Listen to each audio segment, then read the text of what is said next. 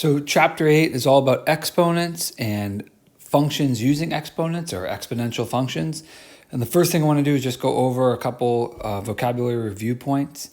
So the first thing is obviously the exponent tells us how many times we want to multiply the base by itself. So in this case, 7 is the base, 2 is the exponent. But the whole thing, 7 to the second power, is called the power. So if we talk about powers, we're talking about a number or base raised to an exponent.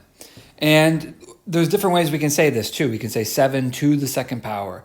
Sometimes you say 7 raised to the second power. And we also say 7 squared in the case of 2. And the reason is because a long time ago when people were first using exponents, one of the reasons they used it was because if you take a square and it has sides of 7 and you want to get the area, you do 7 times 7 or 7 to the second power to get the area, which is 49. But anyway, that's the reason they were doing it, to get the area of the square. And so that's why to the second power can also be said as squared. So now, one thing I want to stress is the 2, the exponent, is not a quantity in the way that the 7 is. So it's not 7 times 2 or 7 plus 2, right? Think about when you do order of operations, when you learn that, right? When you learn PEMDAS, the exponent is there. Exponents are an order of operations. They're not a quantity like the 7. It's an instruction, right? That's what exponents are. They're an instruction. And that instruction tells you multiply the base by itself this many times. And if you remember that it's just an instruction telling you to do something, if you remember what an exponent is, it's really easy then to remember all of the rules. If you think of it as just like a number like the 7 is, it's a lot harder. So anyway, 7 to the second power, as we saw, is just 7 times 7.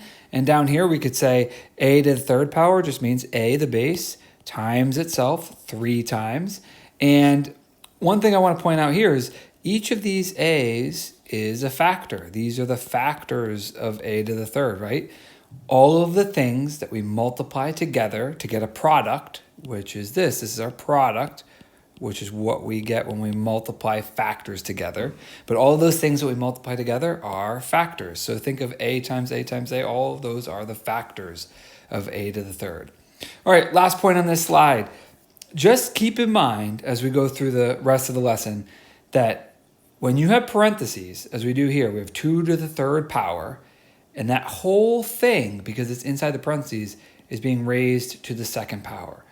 So we're applying the exact same rules in this case, which means everything inside the parentheses, 2 to the third, we have to multiply by itself 2 times, because that's what that instruction is telling us to do. It's telling us to multiply everything inside the parentheses 2 times. Now, if we wanted to expand this, right, what is 2 to the third telling us? That's telling us 2 times 2 times 2. And then, so that's your first 2 to the third. And then we're multiplying that 3 more times. So that's 2 times 2 times 2. And that's our second 2 to the third. So just keep that in mind. An exponent is an instruction. It's an order of operation. And it simply tells us this is how many times we're going to multiply the base by itself. So this section is about multiplying powers. And we just talked powers are expressions that involve exponents. That's all it is, right? So we just saw a couple examples, but we'll just do this out right here, right? So a to the second times a to the third. I could rewrite this as saying a times a, right? That's a to the second. And I'm going to keep multiplying because I want 3 more. A times a times a. That's a to the third. But notice, if a times a is a squared, and a times a times a is a to the third, then this whole thing together must be a to the fifth, right? Because that exponent of 5 tells me multiply a 5 times, and that's exactly what I have. So I can see that's a to the fifth. All right, let's look at the next one. So 4 squared, that's just 4 times 4, right? So I'll just do that. And then 6, so that's times 4 times 4 times 4 times 4 times 4 times 4. That's 4 to the 6th, right? And that's 4 squared. But again, just like we looked above, if I think about this holistically, I have 1, 2, 3, 4, 5, 6, 7, 8 4s and multiplying them all together. So this is really 4 to the 8th.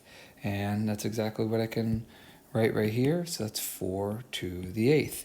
And finally, this last one, right? So before we do this, let's take a look at what we did in the first two and just notice, where did the 5 come from? The 5 came from 2 plus 3 because we had 2 A's and we added 3 more. We multiplied 3 more times, but we got a total of 5 A's, right? Where did the 8 come from in the second example?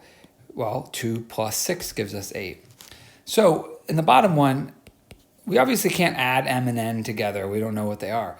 But we know that this is going to be our base, and we're going to multiply it m plus n times. However many m is, like if it's 2, and if n is 6, right? We're just adding those together.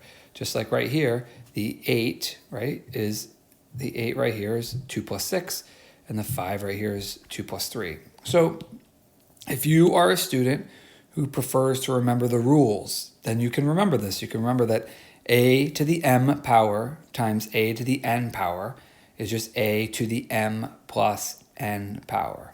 However, if you just remember what an exponent is, then you don't need to memorize any rules.